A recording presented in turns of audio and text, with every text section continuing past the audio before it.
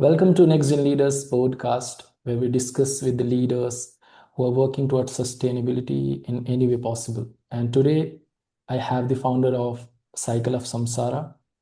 And in today's episode, we are going to discuss everything about this startup. It's a great to have you here, Khyati. To start, Thank you so much. Happy to could be you here. please brief about yourself and the company and your partner and what you are doing at the Cycle of Samsara?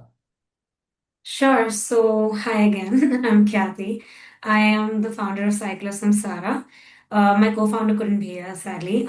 She's under the Mhm. weather. Her name is Vanshika. So, the two of us started the company as a way to introduce e-commerce and resale in the luxury market, make it more trustworthy and more mainstream in the Indian market. Mhm. So it was a fun journey that we've been on. And we're trying to build a marketplace that allows users to buy and sell luxury goods at the ease of home while purchasing authentic items and have safety measures in place to make it more trustworthy. Okay. So second-hand luxury still has a stigma like in India. So what real consumer hesitation did you notice early on, and how are you actively solving it? It's actually funny that we discuss stigmas and taboos because secondhand as a concept was, let's say, 10 years ago, maybe something people Mhm. had their queries about. What people are accepting towards is actually very fun to understand, and the research as well as market consumer interaction surveys say otherwise. A lot of people are actually open to secondhand these days, whether it's furniture, whether it's cars. There's a reason why Mhm. car deco has blown up all of a sudden. So the next natural step automatically comes towards fashion, right? More than that, luxury as a market itself is a very niche consumer market in India. So there's a wide gap between accessibility and affordability for a lot of the Mhm. consumers. So when it comes to the resale value, brand consumer, like consumerism is at an all-time high. People are very aware of the brands that exist and have brands that they look up to actually. So Mhm. the want to attain those brands is going higher. However, the affordability gap always seems to be more stark than ever before. So that's how I feel like resale can be a very good bridge between the want and attainability that can be achieved, of course, through a better platform like maybe hopefully as Cycle of Samsara that allows people Mhm. to get that want and achieve the persona that they want to be fitting into. Okay. And uh, which audience do you want to reach out to, like mainly? A consumer right now, a consumer, investor, or whom do you like to reach out right now?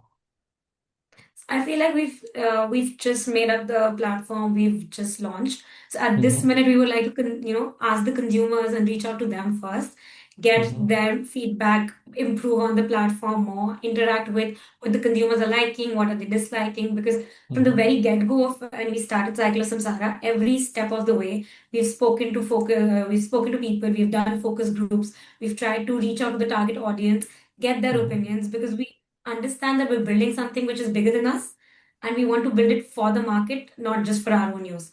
So when I say Mm-hmm. that, it means that every customer feedback stands first and everything that consumers want is something that we aim to deliver. So at this Mm-hmm. minute, we want to, like, of course, at the present, we want the consumers to be, reached out to first, understand where they are at, what they might expect out of us, and what are, their inputs, improvise on it, and then, of course, reach out to investors and then blow this up in every manner we could. Okay, so do you still like feel any limitations like to reach your full potential, or you are on your full potential right now? Of course, I feel like as an entrepreneur, no one can ever say I'm in my full potential. As soon Yes. as you have, hit that one mark, you aim for the higher one, which I think is Mm-hmm. now personality trait. I will never be satisfied with whatever I'm doing. That Mm-hmm. being said, I feel like there's a lot of work that has to be done and a lot of work that I hopefully aim to be doing and improving again and again on. But Mm-hmm. the way consumers are reacting and the way we're trying to break the stigma that might be around secondhand, I feel like the Mm-hmm. word stigma might not be the right appropriation here. It is more reservations than stigma. People are Mm-hmm. open to the idea of resale. However, how resale is approached is something that is still, um, you know, Yes. common hesitant amongst the market itself. So we're trying to Yes. bridge the gap there and probably answer and get the questions that people might have and reservations out. Okay. So, what problem in the luxury fashion ecosystem made you feel like this needs to exist in India? Actually, I have two ways of looking at this. Number one, a Mhm. lot of the luxury market currently in the world is defined by the West, which I feel like somewhere is just because of how commercialized the West has been and how culturally, appropriation is also something that I would like to point out here. Other than that, the Indian luxury and craftsmanship always tends to not get the kind of recognition it should deserve. Whether it's the Prada Kolhapuri chappal, the entire fiasco Yes. that went around, or there's been a lot of conversation about cultural appropriation and how the West keeps taking, but then there's not much of recognition, which I think is changing now. So that way, I feel like luxury has been redefined and is being redefined by the South Asian narrative in general. Other than Mhm. that, luxury itself is just it's such a as it's I think a very as a concept differs from person to person, right? But what we define as luxury goods currently is, let's say, bracketed by a certain brands or let's say a certain designer labels and names. So when people look Mhm. up to that, I feel it comes with a hefty price tag with it. And when those price tags keep getting higher and higher, the want, of course, goes higher, but at the same time, affordability can't always mean, that it is the right way to go ahead. When Yes. you are investing in luxury, you're investing in pieces that have longevity. At least Mhm. that's what you expect when you say that I'm purchasing something that is in luxury. But with fast fashion at an all-time high, social media awareness is blowing. People want new things all the time. So what about the Yes. goods that you already own, right? What we are trying to Mhm. promote is use the goods that, probably expand the life cycle of the goods that you no longer use, maybe by circulating within the society or maybe reselling it. But in like not only India but in the entire world, there's enough governments that can dress up the next 7 generations, which is a very well-known fact. But what are we Mhm. doing about it is not much. So resale has to be the natural next step that we have to take towards not only sustainability but also for our future generations to creating a better place. Okay. So, trust is like everything in resale. So, what were the Right. biggest trust gap for buyers and sellers, and how are you guys, uh, how did like cycle of design, Samsara design around that? Right. So, like I said, we have been built completely on consumer insights so far, and we hope and we aim to do the same moving forward. Whenever we talk about resale, a lot of common questions did pop up whenever we approached people, whether it was how am I supposed to know where my items are coming from, where how am I supposed to know if you're saying luxury, if it's authentic, or let's say why will I take the hassle of maybe picking up an item, packing it up, sending it forward, where's the guarantee and payment there? Or why will I take such a hassle of, arranging for a pickup, getting it delivered, and why will I put in all the effort to maybe not earn enough because the commission rates that the current resale model offers is very unambiguous in the market. So transparency, payment related queries, authentication, from where the products might be coming from. These are common questions that we kept on receiving, and we were Mhm. trying to resolve these because a lot of the platforms that we had studied exist in the West. However, they're not meant for the Indian consumer market. Indian consumers, I'm sorry, are very spoiled. And not Mhm. only spoiled, but at the same time, they're a little not familiar with the entire resale concept, right? So to Mhm. make that a norm, we have dealt with one problem at a time, taken it, broken into pieces, and figured out the best ways that we can address the same. For example, let me talk by example actually. Features like seller onboarding.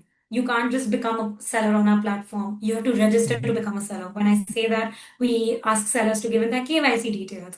We ask them to submit their Mhm. social media accounts so we can verify and know that they have a social presence, they are not a spam account. And even through Mhm. KYC, what we're trying to establish is that they do not get into selling, let's say, secondhand copies or goods and products that they claim to be authentic but are not. That Mhm. being said, in terms of authentication, we've partnered up with third party authenticators in the West, which are very well Okay. known across the globe. They not like we not only do primary checks of the images that is being uploaded during listings, but we also Mm-hmm. get the item in our warehouse as a secondary check, do a human and AI analysis before sending it forward. Every listing that you see on our platform is completely curated. So Mm-hmm. maybe from our current run rate that we have, out of maybe let's say 100 listings that we receive, we only accept 15. So our acceptance rate is also very bleak because we don't want people to come on the platform and find things that are not desirable or maybe Mm-hmm. not up to the mark. Because when you say resale, it does not mean dirty. It means something that's been gently used and still has potential.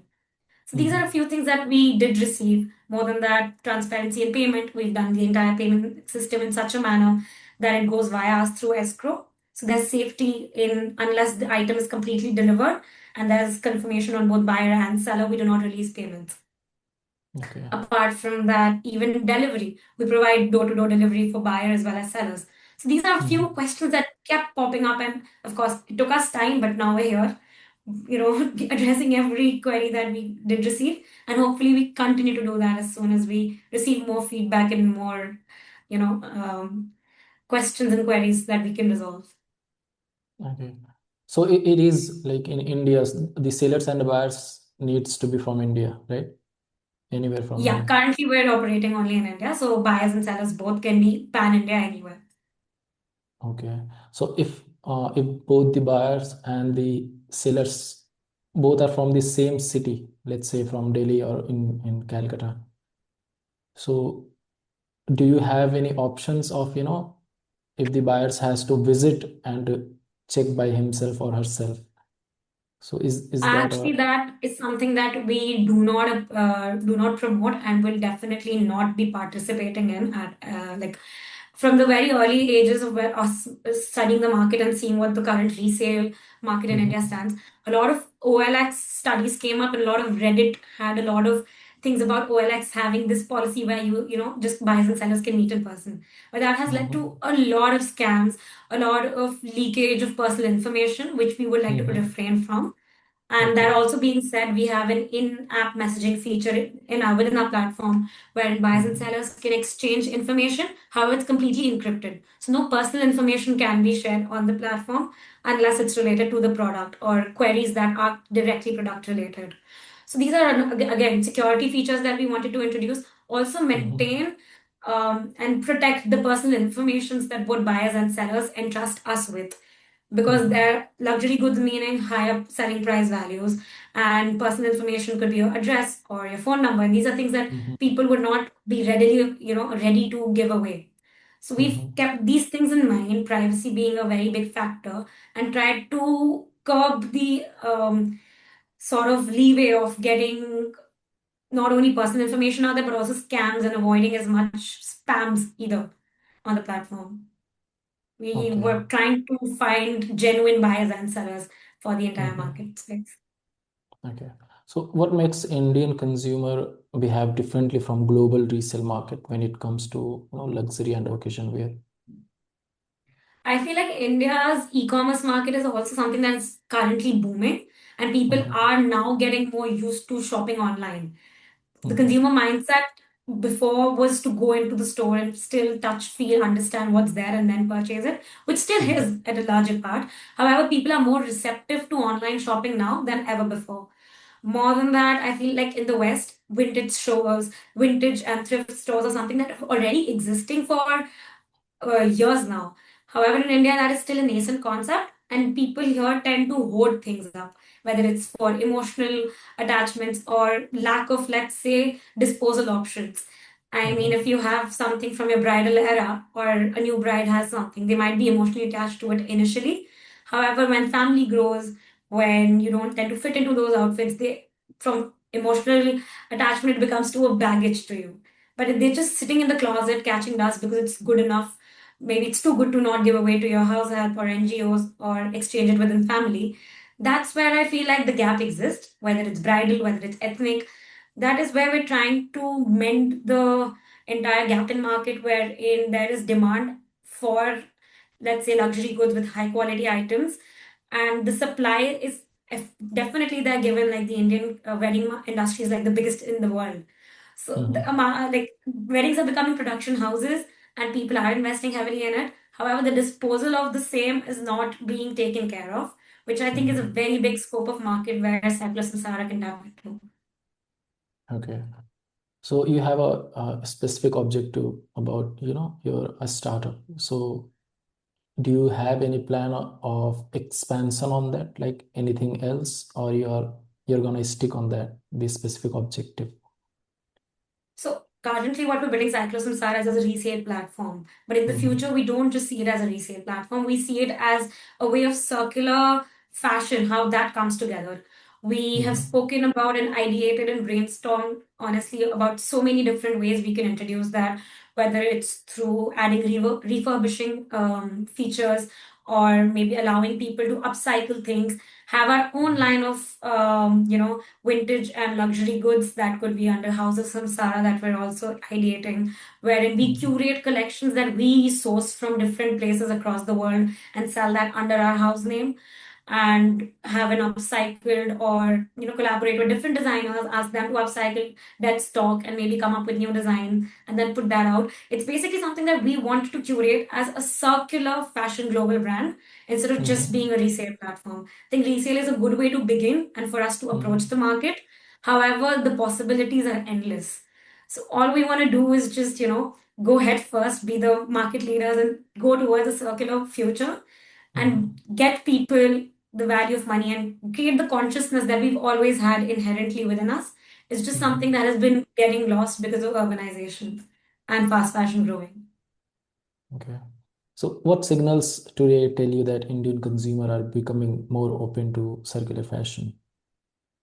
I say this with a lot of happiness, honestly. There are a lot Mm-hmm. of, studies, market research, not only that, but also the way consumers are reacting towards the entire market has changed so drastically, whether it's local stores of thrift coming up. I see a lot of college students, whether it's in Delhi, Calcutta, Bombay, Bangalore, even smaller cities, having thrift stores wherein college students get in clothes from their friends, family, do pop-ups, have their local stores that they bring up just as something they want, they think is fun. So thrift is definitely something people are receptive towards now, whether it's online or offline. Instagram thrift stores are at an all-time peak. Every other store on Instagram these days turns out to be a thrift store. That being said, rental market is blowing up, whether it's Date the Mm-hmm. Ramp, Kuro, or even Flyro. These are online platforms that allow Indian consumers to rent bridal wear, ethnic wear, luxury goods, maybe online, purchase them online. It's just the fact that the consumer and the buyer supply side is just something that hasn't been solved yet, and which is what we think is a very big gap in the market that we are trying to fill up as well. But the fact that people are trying to accept that, why would you want to spend so much on, let's say, an outfit that you might wear twice, instead rent it out or maybe purchase Mm-hmm. secondhand. People are more aware of the fact that you can get the satisfaction or maybe you can get what you hope to receive in terms of your purchasing habits. But why would you want to spend exorbitantly on something when you can save up, choose a more sustainable way of looking at things, and then invest, I think, more smartly than emotionally on your, shopping habits, maybe, or your wants, the luxury goods side. Mm-hmm. So what's your message to, people like those who have no problem like with the resale, with their like buying old clothes, and but they haven't reached to cycle of samsara yet, and for those people who are a little hesitant to buy, second hand clothes, so what's your message for those people? I would say now is the time to actually get your hesitations or get your queries out of the way. It's now time to actually invest in something that is going to be the future very naturally. And Mm-hmm. hopefully, Cycle of Samsara is the way that you approach towards this. But we hope for it to be a bigger movement than just our company. We want it to be a Mm-hmm. movement that is globally accepted, and India also takes it head first when I say that. Other than that, Mm-hmm. if you're an avid thrifter, if I may, Mm-hmm. you tend to look and seek out for deals. I mean, Asians, we literally talk about how, not about, oh, guess how much I got this from. That's a conversation Mm-hmm. every party or every person has had. I think we talk about better deals that we get and pride ourselves for it, which I think thrifting is the best way of approaching this. The entire South Asian concept of guess how much I got something for and the exciting deals that you get, I think thrifting is right the way to do that. So if you're already a Mhm. thrifter, do check out Cycle of Samsara, I would say. We have amazing deals for exclusive brands at premium prices, like offer almost 70% off retail. So everyone Mhm. has something to find there. I think now is the time with authentication being so readily available and of course so many security measures in place. Whatever Mhm. hesitations that you might have could be kept aside. And of course, we are here to learn and to serve and make consumers more and more happy by building it a trust first platform. So we Mhm. would do everything in our power to make sure that the smooth process goes very smoothly. Okay. And what do you have, like currently, what do you have in your category right now? So we have a very good mix of accessories, clothing, as well as ethnic. We have some bridal Mhm. wear pieces. We've got a lot of accessories, whether it's bags or shoes. We have clothing garments as well for men, women. And Mhm. I think it's just a catalog that we want to work on and grow and make every listing so curated to a point where when people come onto the platform, they not only feel like, okay, maybe this item is good, but have to choose between what they want to buy. So the aim is Mhm. to make it so, uh, you know, well curated that people come onto it as a regular shopping platform rather than looking at it as a resale platform. Okay. So looking like 5 to 7 years ahead, what consumer shift will define the future of circular fashion in India, and how can startup accelerate it? I feel like in the future, let's say 5, 6 years down the line, resale is going to be the way to be. It's going to be Mhm. how people approach shopping as a very big manner of retail consumption. Why I say this is because when I say I am dealing in resale and I'm purchasing something for the first time, when I am done using with it, if it's something that has longevity and if it has good quality material, I will want to indulge in reselling it again. So not only extending the life cycle by purchasing it from the first seller, but also extending it by becoming a seller again. So that's what I'm trying to achieve, and that's what we hope is going to be the view over the next 5 to 6 years. That items can keep circulating unless, of course, they do give up. However, if it has potential, then circulation is not something that is done between two people. It is something that Mhm. continues. Therefore, the name Samsara. Samsara actually means rebirth. So our idea Okay. is to give reincarnation and rebirth to clothes that have maybe done the purpose of accessories that have served the purpose for you, but it can continue for Mhm. other people. Okay. Okay, Khyati, it was really nice talking to you about, how you are doing this circularity and it's, I think, first of a kind in India that you are doing right now. I don't know, but it's great talking to you, and I'll share this with my connections, and I'll share it with you so that you can share with your connection as well. Of course, that sounds amazing. I'm so happy to be here, and thank you so much for taking our time for this.